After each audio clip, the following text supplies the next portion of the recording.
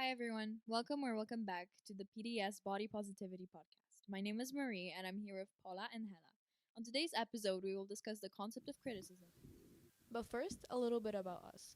We are a personal development group focused on the topics of body positivity and self acceptance. The first concept we would like to discuss is criticism. According to the Cambridge Dictionary, the exact definition of criticism is the act of giving your opinion or judgment about the good or bad qualities of something or someone. To paraphrase, criticism is the act of someone sharing their opinion on a certain topic.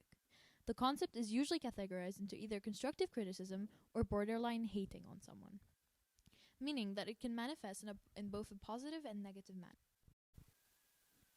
Now, let's dig deeper into the different aspects of criticism. When thinking about the values and characteristics of criticism, we thought of a utopian reality in which criticism wouldn't exist.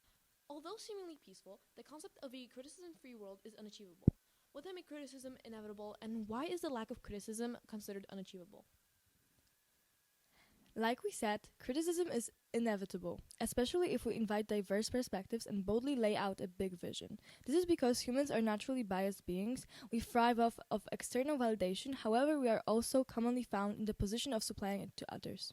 Being biased means humans tend to have an inclination of temperament or outlook on certain things. This is synonymous with simply having an opinion. Seeing as people will have an opinion regardless of the situation, criticism is inevitable, whether you are in the giving or receiving position. Now that we've established what helpful and harmful a criticism look like, it's important to understand how to accept and give criticism. Let's start with receiving it. Overall, the most valuable and useful way to learn how to accept criticism is to realize that you can benefit from it. So, after analyzing what we considered criticism to be, we came to the conclusion that constructive criticism is any comment given, with the receiving person's best interest at heart. What we mean by that is that when you are sharing your opinion, it is only helpful if you have the other person's best interest at heart. So there shouldn't be any ego or selfishness involved. Only then it is actually constructive criticism. Constructive criticism is supposed to be helpful. That's like the main role or the backbone or skeleton of constructive and useful criticism. It's supposed to be shared in a way that will end up helping the other person learn something instead of causing them to feel bad about themselves. Good criticism also originated in a person's thought and experience. So if someone comes up to you and says, based on my personal experience, this could have been done a little differently, then their opinion might be worth taking into consideration. Because if you do not have the ability of speaking from previous experience, are you really in the position of giving criticism? We'll talk more about how to give criticism further in the episode, so stay tuned. So now you know how positive and negative criticism comes to life and how it affects the person the criticism is directed towards. But if you were to give criticism, how should it look? How should you phrase it? And how should criticism be given? Constructing with the concept of constructive criticism would be negative criticism and borderline bullying. The reason bullying is truly harmful is because people take that stuff seriously. I mean, when I get criticism, especially if it seems genuine and helpful, I will take it seriously, mostly because I think it can help me learn something or improve. I want to become better because of it. I want to be able to grow because of it, and listening to someone who doesn't know what they're talking about is just harmful. It's going to make me question the quality of my work or of my statement, which is altogether useless and a waste of time.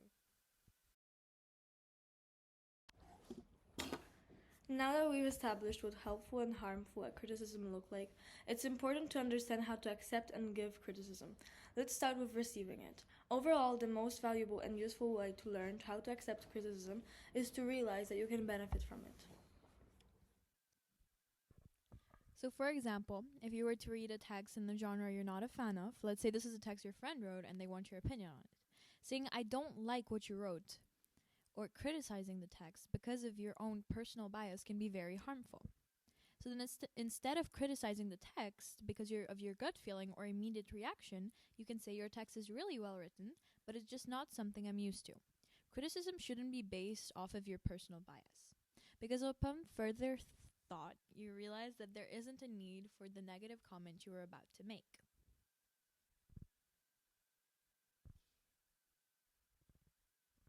Criticism should be thought out before it's put out because it's serious.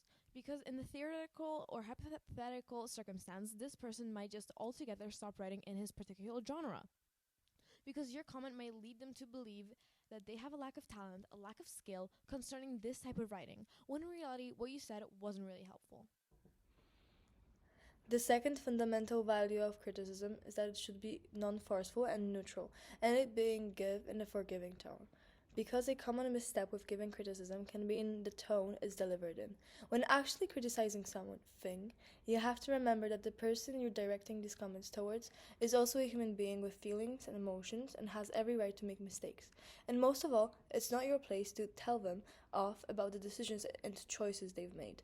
So once again, we're headed into the topic of helpful criticism versus actual hate or bullying. Because in this case, it isn't really the intention that counts, but more so the way you communicate your concerns in. But people don't tend to respond well to forceful comments or orders and things that are just rude in nature.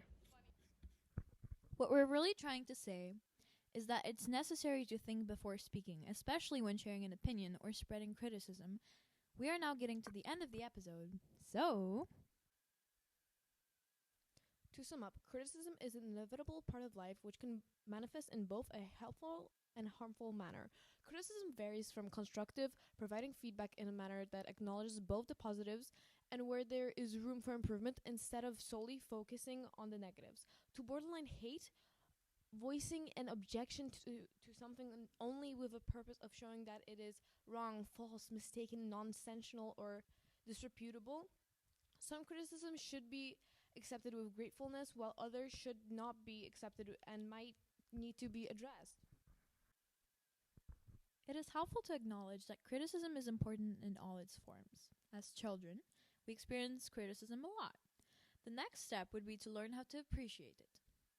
Although often disputed, it is possible to benefit rather than suffer from criticism. In this episode, we talked about how to distinguish between helpful and hurtful criticism, and how we think it's best received and given, and some other thoughts on the topic. We hope you enjoyed. Thank you.